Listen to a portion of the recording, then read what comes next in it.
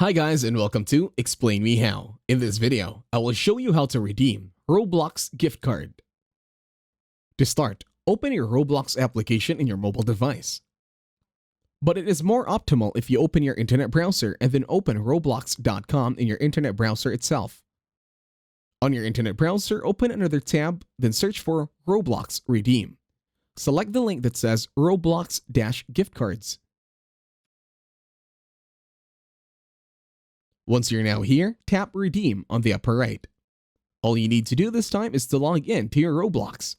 Input your username and password, then select Login. In there, you will be able to add your promo code below. Click on Redeem button. After, you will show your current balance. Click on Convert to Robux and click on the Confirm button. And that's it. Thank you very much for watching. Please leave a like, share, and subscribe to the channel.